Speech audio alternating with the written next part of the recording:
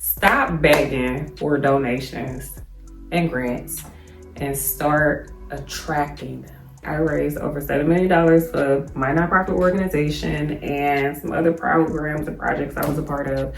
This is for mission-driven individuals and mission-driven individuals only. This is for those of us who really, really care and pour our hearts into serving our fellow humanity. These are what I call conscious, heart-centered leaders. And I am here to show you how to attract the money to your mission. I raised $7 million without having to write a grant. If we wrote the grants, I knew we were going to get them. The donors were coming to me. I wasn't going to the donors. They were coming to me and they were handing us money. They wanted to just give us money. And the dark side to nonprofit is the scarcity mindset that it is managed through. So it's a competition. It's already a finite amount of money. And so we all have to compete for this money because there's just not enough to go around, right? And so grants usually are just one-time funding. Sometimes you might get, a renewal 2 years, 3 years, maybe 5 years, right? But generally, grants are just a single one-time grant. So let's say you get $250,000. Our first large grant, 6-figure grant, was $125,000. Before then, I was paying for everything out of pocket. We all were doing what we could do. We were basically volunteers. It wasn't just me. It was a team of us. And so it wasn't until we got the first $125,000 that then was able to get some trainers to come from out of town. We were able to pay the people who had been working on the ground, finally actually showing up and going to the births.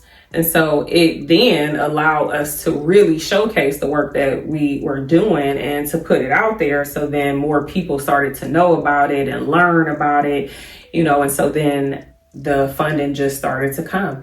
And I'll tell a story about a time where we received $1.1 million from the state, and I almost sent 500 something thousand of it back because I didn't think that I was worthy or we were worthy or deserving of the money. I couldn't believe that we received that amount of money at one time. Like, it was like, whoa. And I got scared because I was like, I've never handled this amount of money. I just went from handling $125,000 that I already thought was just like so much to now handling $1.1 million. And so I knew that we were getting the first 500 something thousand dollars, but then when they sent me a second email and they were like, by the way, we're going to issue this to you all too. And I sent it back to the lady and she was like, no, this is correct. I sent it to her like, I think that you sent me a duplicate email. And she was like, no.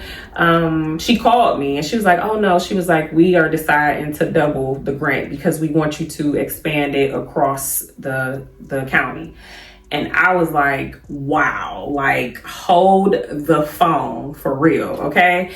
And so from there, as we started to expand and really showcase the work that we were doing, then it made us more visible. And so then we started to attract even more people, individual donors and, large individual donors. And however, we really had people that were really becoming very much invested in the health and well-being of our babies. You can attract that money, but you also have to understand that then you have to, for lack of better terms, you have to play the game. You have to play the nonprofit game. Like, if you start to accept funding from foundations and, grants from certain organizations and things, you also have to be prepared to play that game, to play the game of,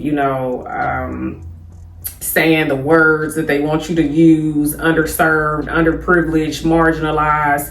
It's very disempowering. Then there becomes a disconnect between the work that you're doing, which is meant to empower the people that you serve, and you begin to pivot to doing work that disempowers people, because you are speaking these terms over them. And you're saying that they're marginalized, that they're underprivileged, that they're a minority, just all of these negative words, and our words have power.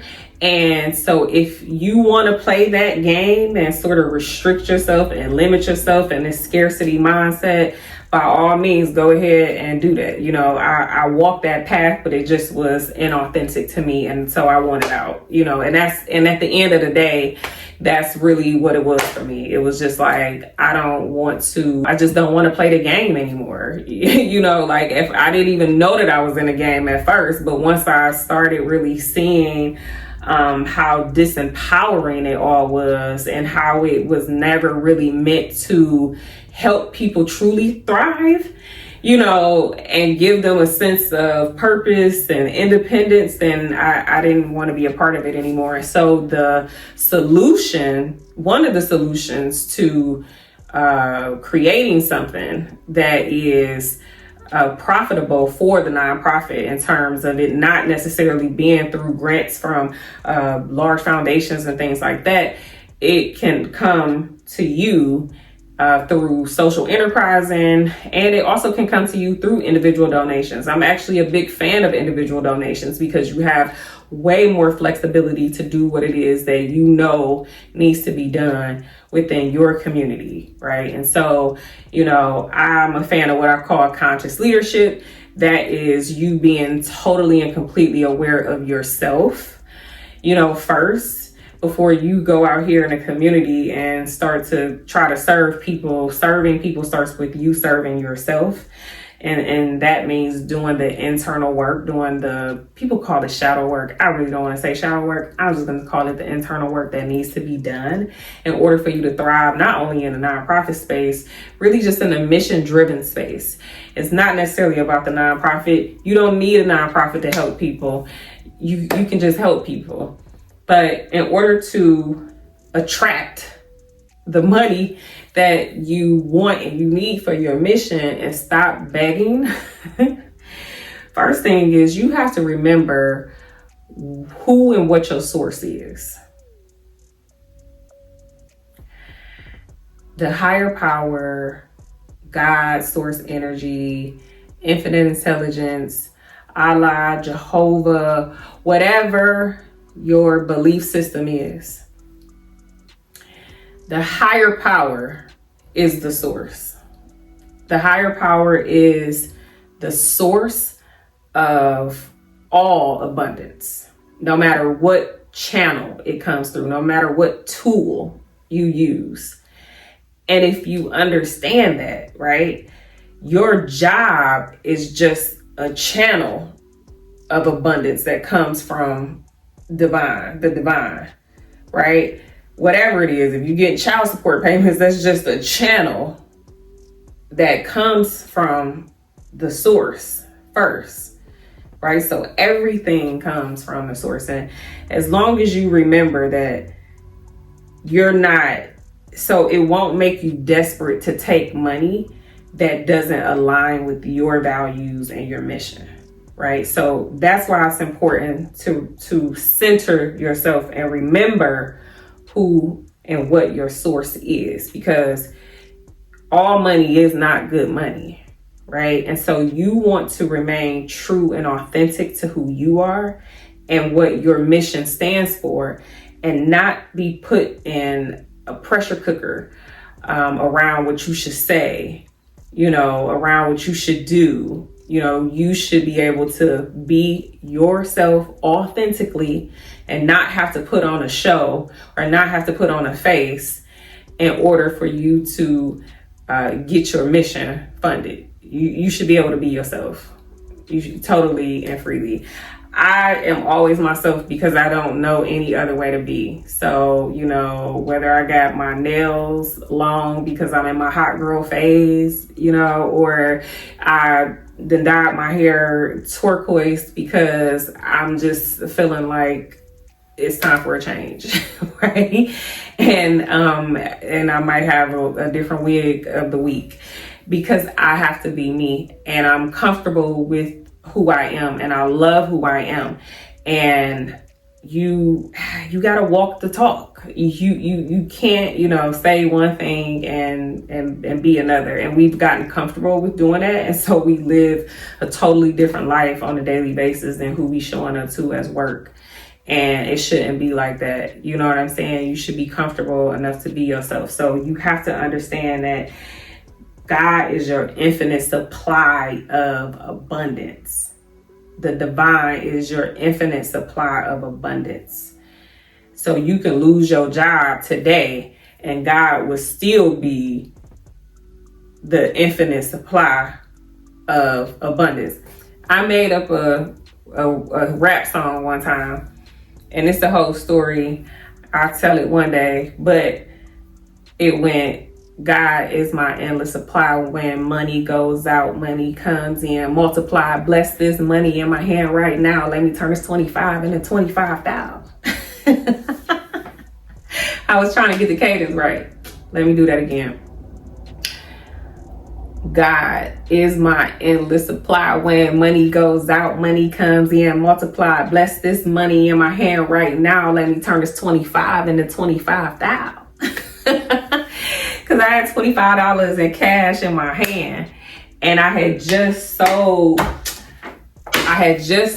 one of my books called $1 Million Mission, and I had went to go drop off the book, and it's $25, so I had 25 in my hand, and I was in a car and I was just singing it over and over again. But I'll tell y'all that story another time, because God is amazing. And when I tell you that the divine showed up, it's amazing. So you have to remember that God is your infinite supply. That's your abundance. That's where your abundance come from. When you receive a grant, that's just a channel. When you receive a donation, that's just a channel. The person who gave you that donation is just what Abraham Hicks calls a cooperative component. They are just the messenger. They are just the channel which brought forth the fruit. But they got the divine idea from a higher source. They're just acting as a channel, right? The job is just acting as a channel. So in other words, you don't have to forsake your authentic self and your authentic mission to appease anyone in order to receive money from them. You don't have to do that. You do not have to compromise who you are and what you stand for to receive money that if it's not in alignment with you. You can turn it down. It's okay, right? And you more than likely will be rewarded even greater if you do, because that's showing that you remain true to your heart and what your heart had to say. And you shall be blessed for that.